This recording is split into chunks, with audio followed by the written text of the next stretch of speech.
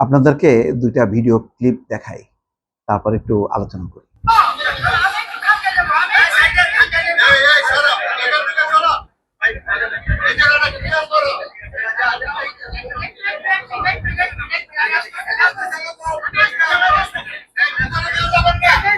এইটা দেখানোর উদ্দেশ্যটা হলো যে আইভি, সেলিনা হায়াৎ আইভি নারায়ণবাসীর প্রিয় মুখ, অত্যন্ত জনপ্রিয়। আমি বারবার বলছি এবং ওনার জন্য একাধিক ভিডিও করছি, আমি অনেকবার বলছি। সেই সেলিনা হায়াৎ আইভি দেখেন মুক্তি পাওয়ার পর তার পুরো ফেস উজ্জ্বল হয়েছে। তারপরের যেই কথাটা, সেই কথাটা নিয়ে সারা দেশে এখন নানা রকম আলোচনা চলছে। কি সেই কথাটা, এটা আপনাদেরকে একটু বলি। এই দেখেন,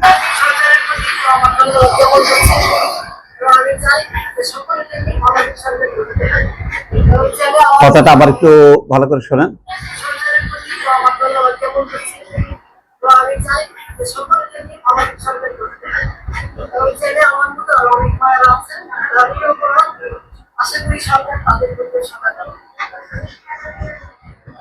মেসেজ খুব ক্লিয়ার, তিনি সরকারকে ধন্যবাদ জানিয়েছেন এবং একই সঙ্গে বলছেন যে আমার মতো নিরপরাধ অনেক মানুষ আছে, আমি অনুরোধ করছি যেন সরকার তাদেরকে ছেড়ে দেয়। আসলে সরকার সেই চিন্তাটাই করছেন যে এইভাবে ইউনূসের সময় যেভাবে গণহারে মামলা দিয়ে, মিথ্যা মামলা দিয়ে হাজার হাজার মানুষকে কারারুদ্ধ করা হয়েছে, এমনকি আওয়ামী লীগ আমলেও যে কাজগুলি করছে আওয়ামী লীগ, সেই ধরনের কালিমা তারেক রহমান সরকার নেবেন না, প্রধানমন্ত্রী নেবেন না। এটা পরিষ্কার বার্তা।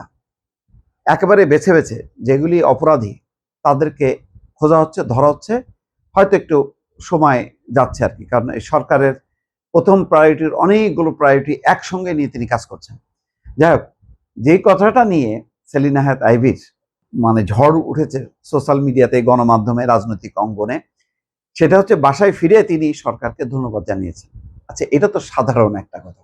এর মধ্যে কি রাজনীতি আছে? থাকলেও থাকতে পারে, থাকতে পারে দুইটা ভাবে। একটা প্রচলিত অর্থে যেটা হয়, সেলিনা হায়াৎ আইভি এতজন থাকতে সেলিনা হায়াৎ আইভিকে কেন মুক্তি দিল? নিশ্চয়ই সরকারের সাথে নিশ্চয়ই একটা যোগসাজশ করছে, তারই ফলাফল হিসেবে তিনি মুক্তি পাইছে, এই একটা আলোচনা। আর একটা আলোচনা হইতে পারে যে সেলিনা হায়াৎ আইভির মধ্যে একটা বোধোদয় হয়েছে যে তিনি যদি মনে করেন যে তার মতন মাপের অনেক রাজনীতিক আওয়ামী লীগ আমলে, তারপরে এই ইউনূস সরকারের আমলে দিনের পর দিন, মাসের পর মাস তারা জেলের মধ্যে আছে বিনা বিচারে, তো সেই জায়গায় তিনিও আরো এরকম পেঁয়াজ দিয়ে কিন্তু ঢুকে রাখা সম্ভব হতো, যেটা তার নেত্রী শেখ হাসিনা একেবারে পটু বলা যায়। এটাই করে চালাইছে, তো 15টা বছর তার এমনি এমনি পার করেনি এইসব করি কাজ। তো সেই জায়গায় তারেক রহমান সরকার সেটা করেনি, সেই কারণে তিনি ধন্যবাদ দিয়েছেন সরকারকে। আর একটা হতে পারে যে তারেক রহমান সরকার একটা রাজনৈতিক সরকার হবার পরেও প্রতিহিংসার বদলে আইনের শাসন প্রতিষ্ঠা করছে, বিচার বিভাগে তিনি হস্তক্ষেপ করেননি, নিম্ন আদালতে বা উচ্চ আদালতে কোথাও হস্তক্ষেপ করেননি, ফলে আইনের স্বাভাবিক প্রক্রিয়ায় তিনি মুক্তি পেয়েছেন। সেই কারণেও তিনি ধন্যবাদ দিতে পারেন।